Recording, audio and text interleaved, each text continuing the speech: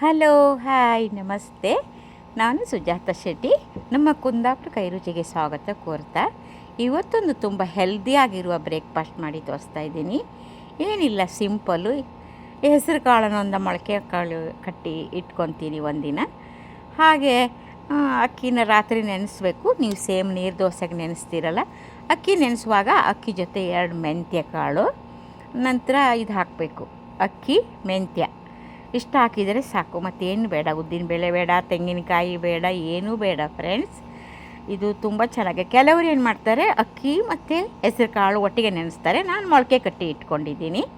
ಎಷ್ಟು ಗರಿ ಗರಿಯಾಗಿ ಬರುತ್ತೆ, ಟೇಸ್ಟಿಯಾಗಿ. ನೋಡಿ, ಇದರಲ್ಲಿ ಒಂದು ಪಾತ್ರೆ ಹೆಸರು ಕಾಳನ್ನು ಹಿಂದಿನ ದಿನ ನೆನೆಸ್ಬಿಟ್ಟು ಅದನ್ನು ಮೊಳಕೆ ಕಟ್ಕೊತೀನಿ. ಹಾಗೆ ಅಕ್ಕಿನೂ ಒಂದು ತೊಗೊಂಡಿದ್ದೀನಿ, 2 ಸಮ ಅಳತೆ. ಹಾಗೆ ಅದಕ್ಕೇನೆಂದರೆ ಒಂದು ಸ್ವಲ್ಪ ಕಡಲೆ, 1-2 ಚಮಚ ಕಡಲೆಬೇಳೆ, ಅದು ಕಡಲೆಬೇಳೆ ಮತ್ತು ಮೆಂತ್ಯ ಅಕ್ಕಿ ಜೊತೆ ನೆನೆ ಹಾಕಿದ್ದೀನಿ.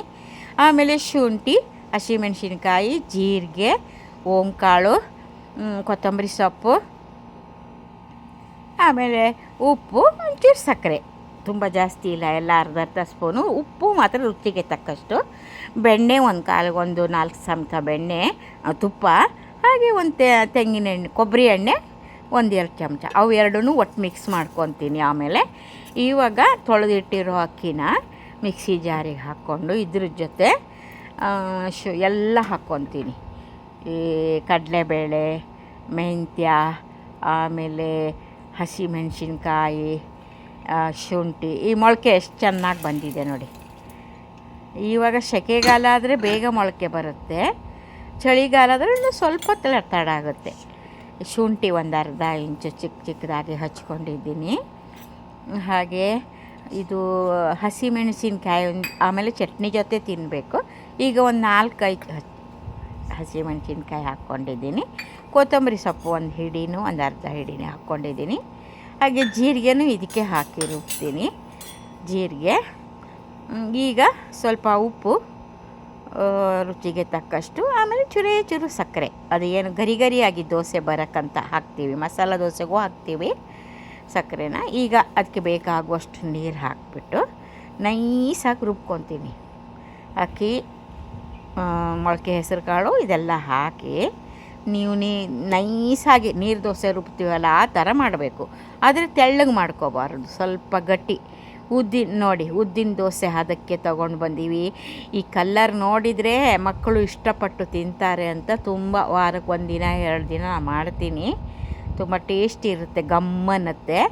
ಇದು ಕಬ್ಬಿಣದ ಕಾವಲಿ ನಾವು ಊರಿಂದ ತಂದಿದ್ದು. ಇವಾಗ ತುಪ್ಪ ಮತ್ತು ಎಣ್ಣೆನ ಮಿಕ್ಸ್ ಮಾಡ್ಕೊತೀನಿ. ಮಿಕ್ಸ್ ಮಾಡಿಕೊಂಡ್ರೆ ಆಮೇಲೆ ದೋಸೆ ಮೇಲೆ ಸ್ವಲ್ಪ ಬಿಸಿ ಬಿಸಿ ಹಾಕಿದರೆ ಚೆನ್ನಾಗಿರುತ್ತೆ. ದೋಸೆ ಹಾಕ್ತಾಯಿರುವಾಗಲೇ ಹಾಕ್ತಾಯಿರ್ತೀನಿ, ನೋಡ್ತಾಯಿರಿ. ಸ್ವಲ್ಪ ಕಾವಲಿಗೆ ಹಂಚ್ಕೊತೀನಿ.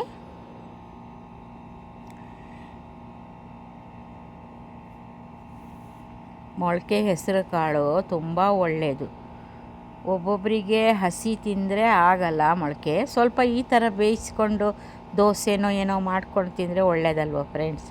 ನೋಡಿ, ಬೆಂಕಿ ಜಾಸ್ತಿ ಮಾಡ್ಕೋಬಾರ್ದು, ಸಣ್ಣ ಉರಿಯಲ್ಲಿ ದೋಸೆ ಹಾಕ್ಲಿಕ್ಕೆ ಎಲ್ಲರಿಗೂ ಗೊತ್ತು, ಆದ್ರೂ ಹೇಳ್ತಾಯಿದ್ದೀನಿ. ಅದ್ರ ಮೇಲೆ ಒಂದು ತುಪ್ಪ ಎಣ್ಣೆ ಮಿಕ್ಸ್ ಮಾಡಿದ್ನಲ್ಲ, 1/2 ಚಮಚ ಹೀಗೆ ಚಿಮ್ಮಿಸ್ಬಿಟ್ರೆ ಆಯಿತು. ಮುಚ್ಚಿ ನಿಧಾನ ಬೇಯ್ತಾ ಇರುತ್ತೆ. ಇವಾಗ ನಾಳೆ ಬೆಳಿಗ್ಗೆ ಅಂದರೆ ಇವತ್ತೇ ತಿಂಡಿಗೆ ಯೋಚನೆ ಮಾಡೋದು ನಾವು ಹೆಂಗಸರುಗಳಿಗೆ, ಅದೊಂದು ದೊಡ್ಡ ಕೆಲಸ. ಹಾಗಾಗಿ ಇದಂತೂ ತುಂಬ ಈಸಿ. ಎಷ್ಟು ಗರಿಯಾಗಿ ಬಂದೆ, ಕಲ್ಲರು ಚೇಂಜ್ ಆಗಿದೆ ನೋಡಿ. ಅದು 1/2 ಚಮಚ ಸಕ್ಕರೆ ಹಾಕ್ತೀವಲ್ಲ, ಅದರಿಂದ ಕಲ್ಲರ್ ಚೆನ್ನಾಗಿ ಬರುತ್ತೆ. ಆಯಿತು, ಮುಗಿದು ಹೋಯಿತು. ಬೆಳಗಿನ ತಿಂಡಿ ರೆಡಿಯಾಗಿದೆ. ಪೆಸರಿಟ್ಟು ಅಂತಾರೆ, ಮೊಳಕೆ ಕಾಳು ದೋಸೆ ಮಾಡಿದ್ದೀನಿ. ಚಟ್ನಿ ಮತ್ತು ಸಾಗು ಜೊತೆ ತಿನ್ನಿ. ಓಕೆ ಫ್ರೆಂಡ್ಸ್, ಮತ್ತೊಂದು ವಿಡಿಯೋದೊಂದಿಗೆ ನಿಮ್ಮನ್ನು ಮೀಟ್ ಆಗ್ತೀನಿ. ಅಲ್ಲಿ ತನಕ ನೀವು ಕಾಯ್ತಾಯಿರಿ, ಹಾಗೆ ಸಪೋರ್ಟ್ ಮಾಡಿರಿ.